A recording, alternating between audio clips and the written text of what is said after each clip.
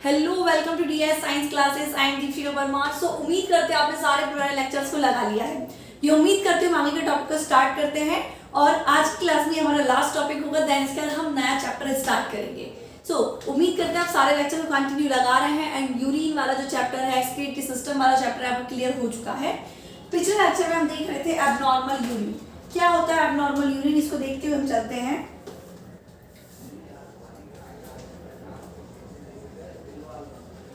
Abnormal urine, normally हमने urine देखा था एंड एबनॉर्मल यूरिन भी हम देख चुके हैं। क्या होता है, जिसने नहीं देखा उसके लिए बात करते हैं।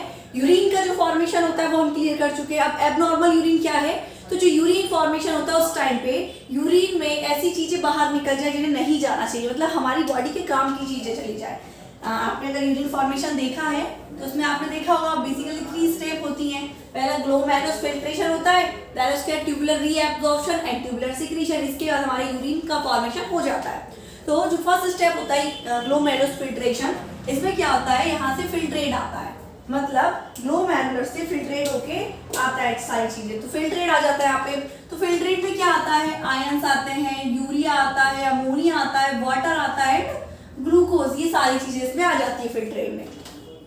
अब चलो ठीक है, यहाँ तक तो कोई बात नहीं, आ जाती है। लेकिन फिर ये जो पीसीटी होता है, यहाँ पे पीसीटी में क्या होता है, जो चीज एक्सक्रीटरी प्रोडक्ट के फॉर्म में है वो तो निकल जाएंगी, लेकिन जो गलती से आ गई है जैसे ग्लूकोज, आयंस ज्यादा, ये क्या होंगे, वापस से रीएब्जॉर्ब हो जाते हैं ब्लड में। और देन उसके बाद ये आगे चलते चलते चलते कहाँ चला जाता है, कलेक्टिंग डक्ट में, और यूरिन का फॉर्मेशन हो जाता है। तो ये नॉर्मल हमारी यूरिन के फॉर्मेशन की बात है। एबनॉर्मल यूरिन क्या होता है, जब फिल्ट्रेशन में ऐसी चीज फिल्ट्रेट हो जाए जैसे नहीं होना चाहिए और वो यूरिन का फॉर्मेशन कर दे।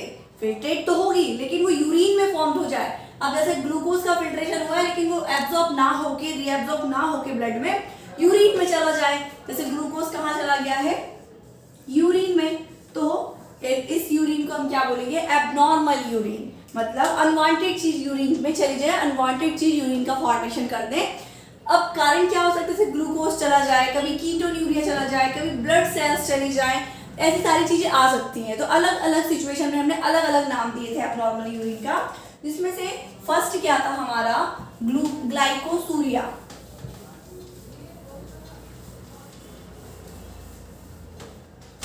एबनॉर्मल यूरिन में हमने पहले क्या देखा था,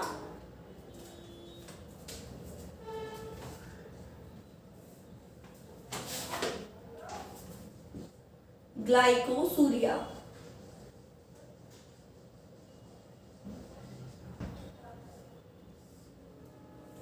दूसरा क्या था,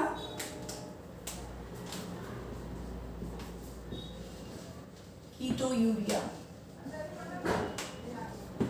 एंड थर्ड क्या था, हेमेटोयूरिया, हेमेट्यूरिया। क्लियर। तो ये हमारे एबनॉर्मल 3 यूरिन थे। अब इसका मतलब क्या होता है, ग्लाइकोयूरिया का मतलब होता है ग्लूकोज इन यूरिन, मतलब जब यूरिन में ग्लूकोज जाए तो इसे हम बोलते हैं ग्लाइकोसूरिया। दूसरा कंडीशन क्या है, कीटोयूरिया। तो इसका मतलब क्या है, कीटोन बॉडीज इन यूरिन।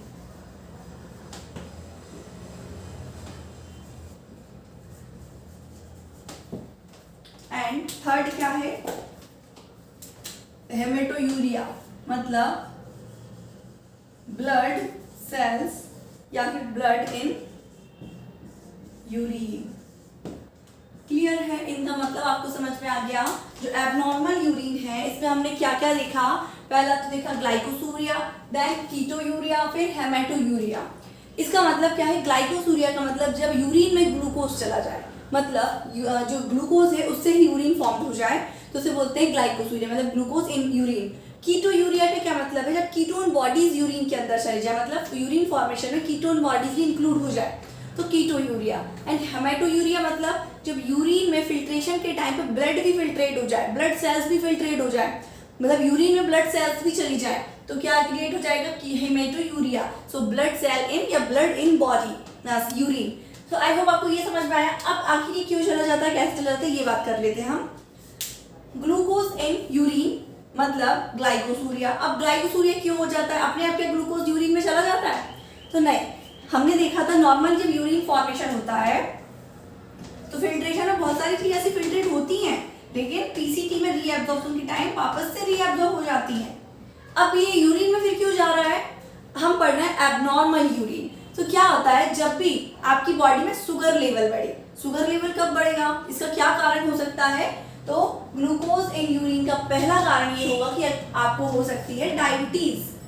क्या? डायबिटीज।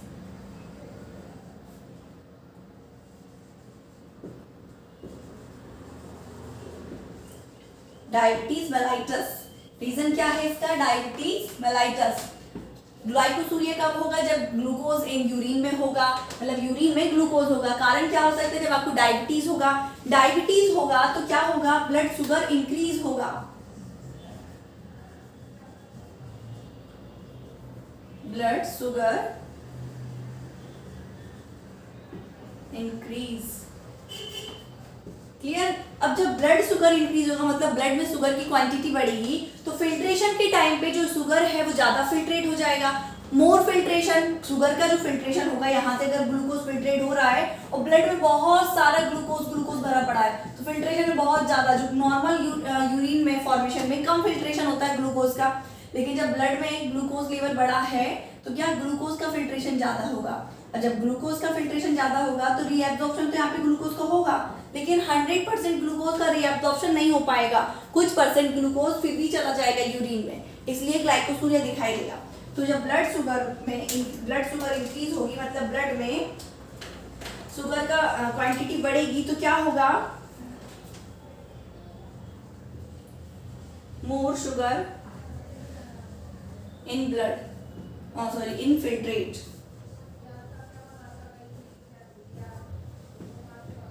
फिल्ट्रेट में भी क्या होगी? शुगर ज्यादा होगी। अब जब फिल्ट्रेट में शुगर ज्यादा होगी, जो पीसीटी है पूरे शुगर को एब्जॉर्ब नहीं कर पाएगा, रीएब्जॉर्ब नहीं कर पाएगा, तो क्या PCT is not able to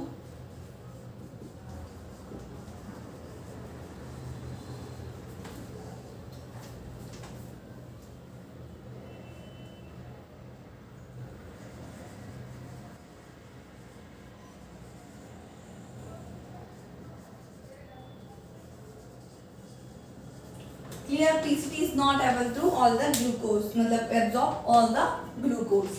So क्या होगा जब PCT पूरे ग्लूकोज को absorb नहीं कर पाएगी, तो glucose and urine and glycosuria is create.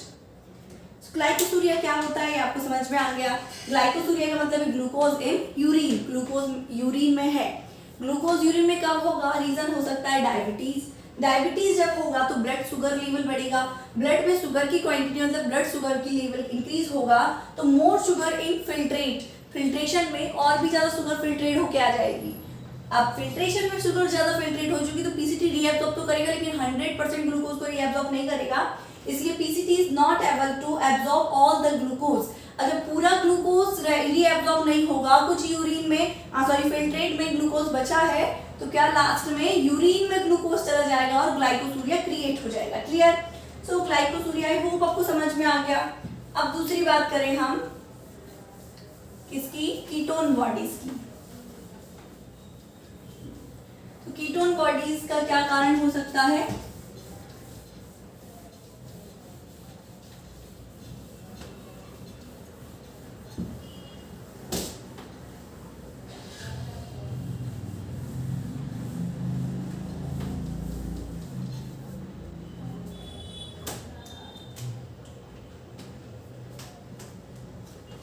क्या बात की थी? कीटोन बॉडीज कब जाती है? देखिए, मान लीजिए हमने क्या बात की थी, जब भी कोई बंदा फास्ट रखता है, फास्टिंग के टाइम पे क्या होता है? उसे ग्लूकोज नहीं मिल पा रहा है। अब ग्लूकोज नहीं मिल पा रहा है तो इस सिचुएशन में उसे एनर्जी तो चाहिए, तो वो ग्लूकोज कहाँ से निकालेगा? लीवर में जो ग्लाइकोजन है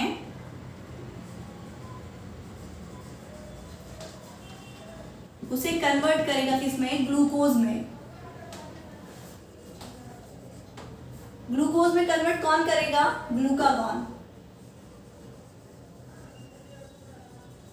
मतलब glucagon act on the liver and glycogen convert into glucose, और यही ग्लूकोज को हम यूज कर लेंगे जब कोई भी व्यक्ति फास्टिंग में होगा, फास्ट रख रहा होगा, धर्म से जुड़ गया है, उसे व्रत रखना है, लेकिन उसे एनर्जी तो फिर भी चाहिए, तो एनर्जी चाहिए मतलब ग्लूकोज चाहिए, तभी ग्लूकोज कहाँ से आएगा, उसने तो कुछ खाया पिया नहीं है, तो जो लीवर में उसका ग्लूकोज कन्वर्ट है ग्लाइकोजन के फॉर्म में स्टोर है, उस ग्लाइकोजन को वापस से वो ग्लूकोज में कन्वर्ट करेगा, कौन करेगा, ग्लूकागॉन, मतलब ग्लूकागॉन एक्ट करेगा लीवर पे, और जो ग्लाइकोजन है उसे कन्वर्ट करेगा ग्लूकोज में, और ये ग्लूकोज को यूज कर लेगा।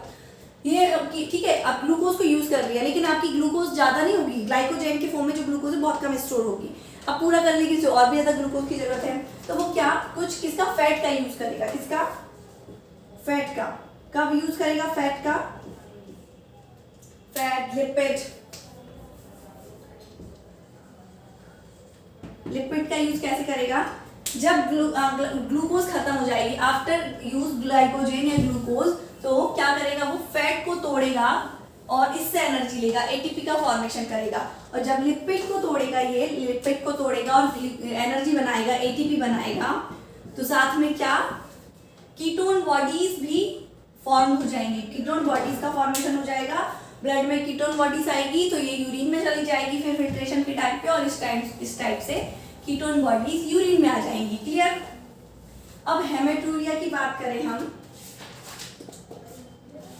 तो इसका मतलब क्या है, ब्लड सेल या ब्लड इन यूरिन। अब ये कब होता है, जब हमने क्या बात की थी, आपके ग्लोमेरुलर में क्या आ जाए, स्वेलिंग आ जाए, किसी कारण आपका ग्लोमेरुलर सूज जाए, सूजन आ जाए, उसमें कारण कुछ भी हो सकता है, किडनी में इंफेक्शन भी हो सकता है, ठीक है।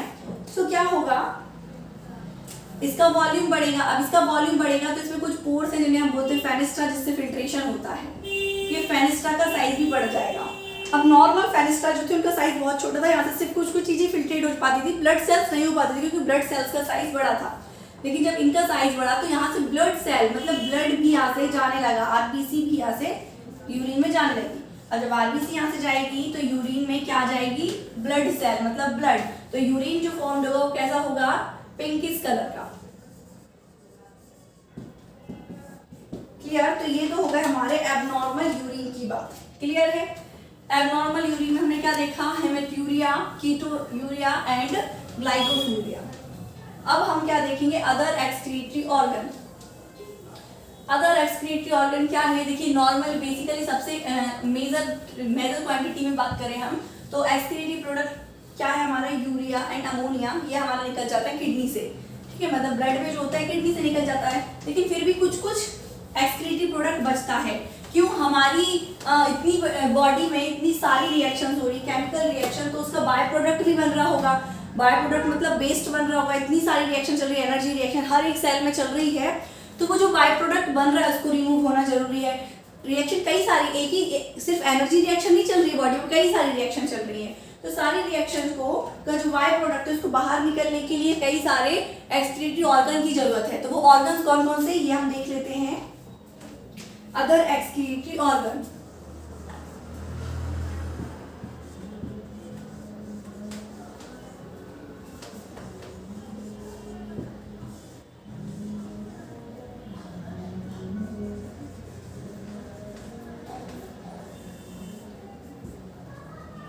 क्या क्या है अदर एक्सक्रीटरी ऑर्गन में, एक तो है हमारा लंग्स,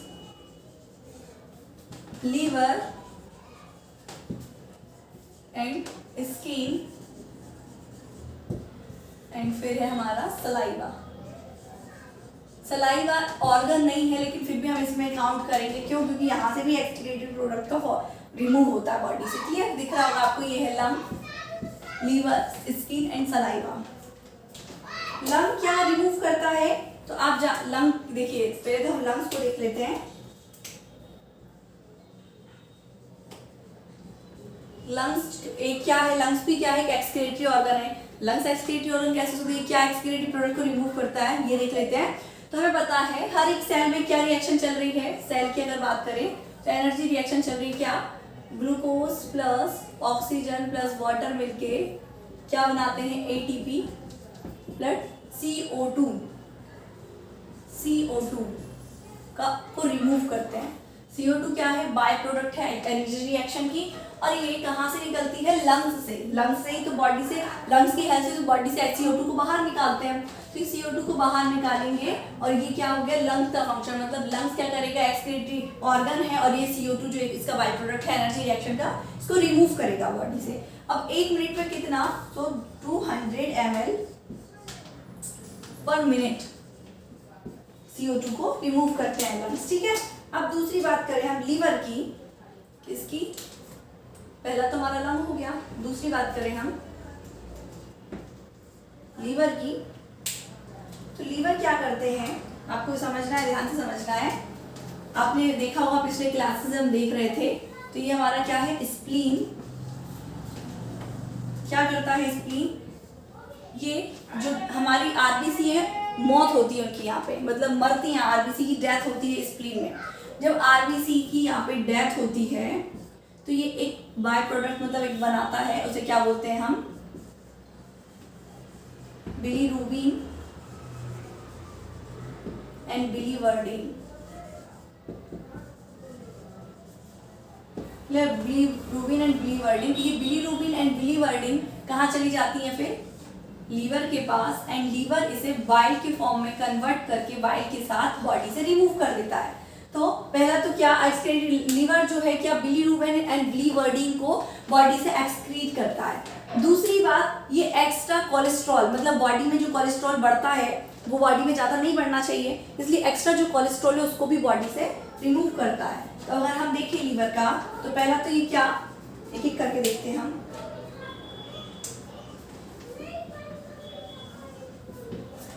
बिलीरुबिन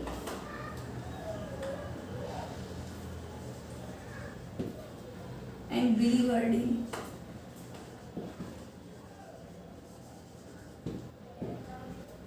को रिमूव करता है। दूसरा ये एक्स्ट्रा कोलेस्ट्रॉल को, ठीक है, एक्स्ट्रा कोलेस्ट्रॉल को रिमूव करेगा, बाइल के फॉर्म में कन्वर्ट करके। तीसरा ये ड्रग को रिमूव करता है। अब ड्रग, आप क्या ड्रग लेते हैं, नहीं, वो ये वाले ड्रग नहीं है। ड्रग मतलब ये कि आपने पेन किलर लिया, पैरासिटामोल लिया या फिर किसी भी टाइप का पेन किलर ले लिया, तो वो हमेशा आपकी बॉडी में नहीं घूमेगा, वो अपना काम करके बॉडी से रिमूव होने की कोशिश करेगा। तो वो घूमते घुमाते कहाँ आ जाएगा, लीवर के पास। लीवर इन ड्रग को भी बाइल के फॉर्म में कन्वर्ट करके मतलब निकाल देगा। तो दूसरा कोलेस्ट्रॉल के साथ क्या निकालेगा, ये ड्रग्स को, ठीक है। ड्रग्स समझ गए, जो भी आप मेडिसिन लेते हैं, पेन किलर लेते हैं, वो अपना एक्ट करने के बाद वो बॉडी से रिमूव होती है, क्योंकि 24 घंटे हमेशा लाइफ टाइम के लिए बॉडी में घूमती नहीं रहेगी, इसको रिमूव होना है बॉडी से, क्लियर है। तीसरा, ये डिग्रेडेड स्टेरॉइड हार्मोन्स को रिमूव करते हैं। क्यों, अब हार्मोन्स, स्टेरॉइड हार्मोन मतलब स्टेरॉइड तो हम नहीं लेते हैं, ये वो वाले स्टेरॉइड हार्मोन्स नहीं, हमारी बॉडी में खुद प्रोड्यूस होते हैं स्टेरॉइड हार्मोन्स। जैसे मेल में होता है टेस्टोस्टेरोन और फीमेल में एस्ट्रोजन, प्रोजेस्टेरोन, ये सारे एस्टेरॉइड हार्मोन्स सिक्रीट होते हैं, ठीक है। अब ये जो मान लीजिए एक बार हार्मोन सिक्रीट हो गया बॉडी में, ठीक है, हमेशा रहेगा, ये अपने एक्ट को करने के बाद ये भी क्या हो जाता है, डिग्रेड हो जाता है। अब इसे भी बॉडी से बाहर निकलना है, तो ये जो डिग्रेडेड हार्मोन्स है वो भी कहाँ से, बाइल से ही, बाइल के फॉर्म में बॉडी से, लीवर से ही बाहर निकल जाएंगे। तीसरा क्या है, डिग्रेडेड हार्मोन्स,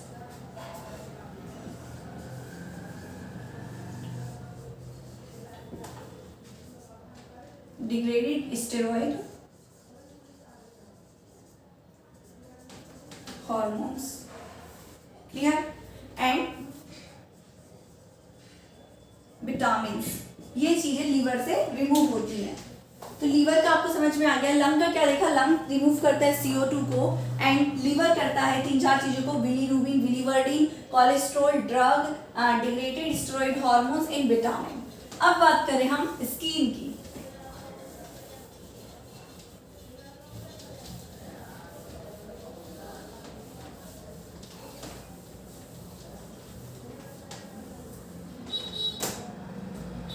स्किन क्या करती है,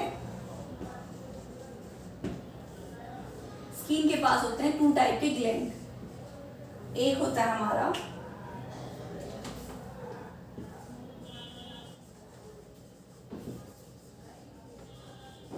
सुडोरिफेरस ग्लैंड,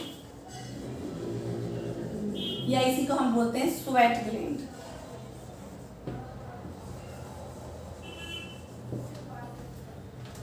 और दूसरा होता है हमारा सेबेसियस ग्लैंड,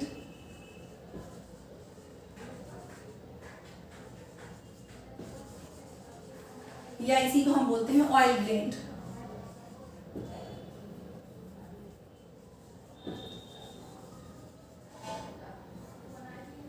क्या बात की, स्किन में दो टाइप के ग्लैंड होते हैं, एक होते हैं हमारे स्यूडोरिफेरस ग्लैंड या जिसी को हम बोलते हैं स्वेट ग्लैंड, और दूसरा होता है सेबेसियस ग्लैंड जिसे हम बोलते हैं ऑयल ग्लैंड। अब जो स्वेट ग्लैंड है ये क्या क्या रिमूव करते हैं बॉडी से? स्वेट तो करते ही है, स्वेट का एक नाम है इसलिए स्वेट ग्लैंड बोल दिया कि स्वेट में क्या क्या होता है, उसका कंपोजिशन क्या क्या होता है। तो स्वेट कभी आपने टेस्ट किया होगा, आप कहीं कैसी बात कर रहे हैं, स्वेट कौन टेस्ट करता है, लेकिन कभी कभी गर्मी के टाइम इतना होता है कि इतना पसीना आता है मुंह से, वो गलती से मुंह में चला जाता है। जैसे कभी बच्चे आंसू भी पी लेते हैं, वैसे ही स्वेट भी चला जाता है। तो स्वेट का जो टेस्ट होता है थोड़ा सा नमकीन होता है, ठीक है। अब नमकीन होता है इसका मतलब क्या होता है, इसमें सॉल्ट होता है, मतलब NaCl होता है। दूसरा क्या होता है, इसमें यूरिया होता है, मतलब यूरिन जैसा टेस्ट रहेगा इसका। एंड तीसरा होता है इसमें लैक्टिक एसिड। तो ये स्वेट में इन चीजों का कंपोजिशन होता है। अब बात करें हम सेबेसियस ग्लैंड की, तो इसमें होते हैं बेट्स, हाइड्रोकार्बन्स,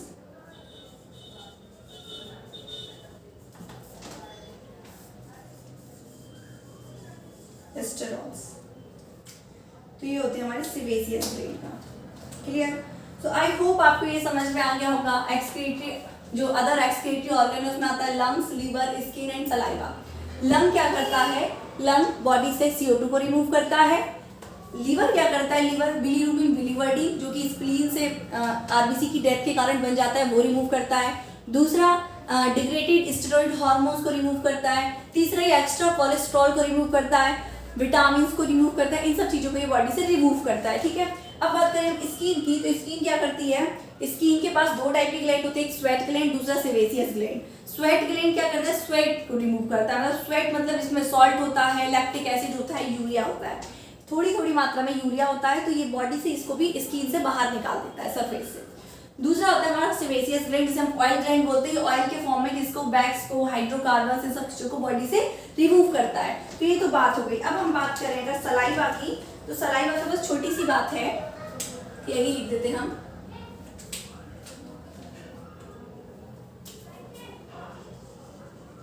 सलाइवा क्या करती है, नाइट्रोजनस वेस्ट को बॉडी से रिमूव करती है।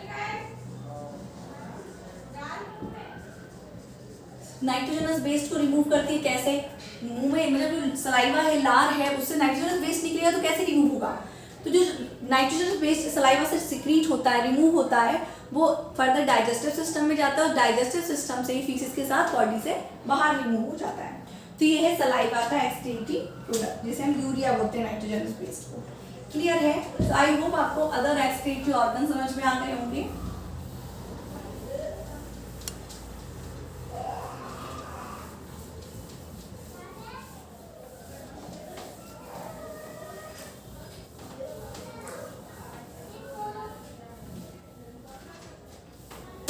हमने वैसे तो रीनल डिसऑर्डर्स जान लिए हैं, लेकिन एक डिसऑर्डर हमारा रह गया है, हम उसको भी क्लियर कर लेते हैं।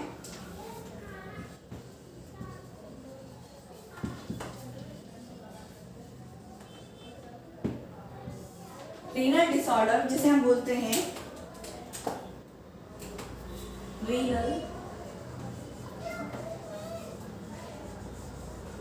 रीनल कैल्कुलाई, इसी को हम क्या बोलते हैं, किडनी स्टोन।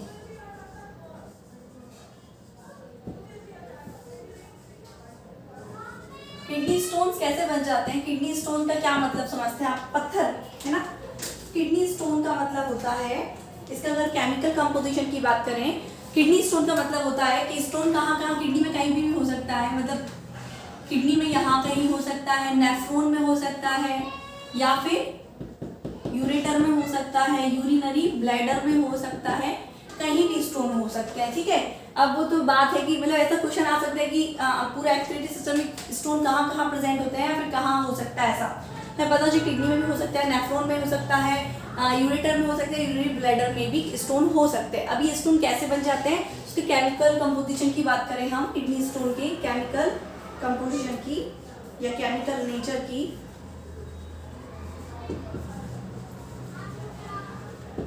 तो जब भी आप ज्यादा कैल्शियम की गोलियां लेते हैं